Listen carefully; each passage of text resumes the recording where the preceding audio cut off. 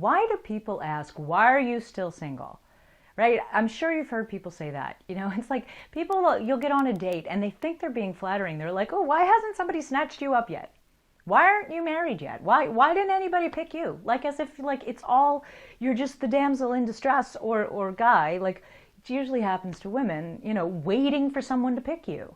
So I think a really wonderful way to handle that when someone says, why are you still single? And you say, because I enjoy being single and I'm not going to get married until I find somebody that I really enjoy their company and that I know I want to spend the rest of my life with. I'd rather be single than with the wrong person. Own it. Own that you're single and it's not a bad thing. It's like people act like it's the big scarlet letter because you're single.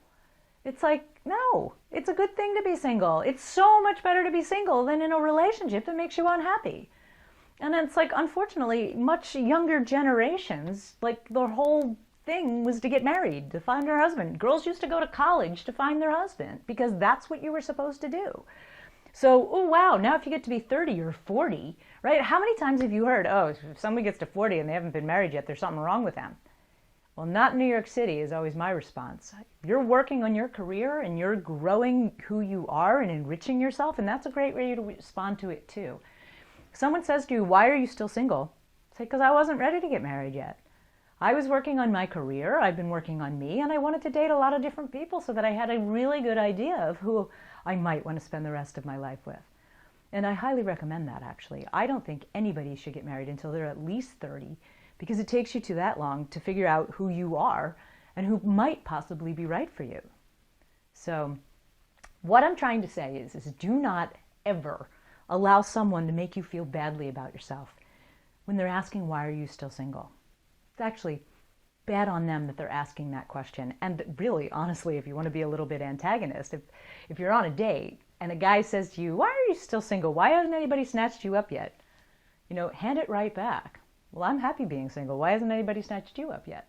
Right? Or if they're divorced, then, say, well, because I didn't want to get married and then end up divorced. There's all sorts of ways to respond to it. You can be nice. I'm not saying to be antagonist while you're on a date, but clearly it pushed a little button in me, right? Because so many people ask that. Because it's so inappropriate. So many people ask inappropriate questions. So don't allow them to make you feel badly in any way or even obligated to answer that. Answer it in an empowered way, because I like being single.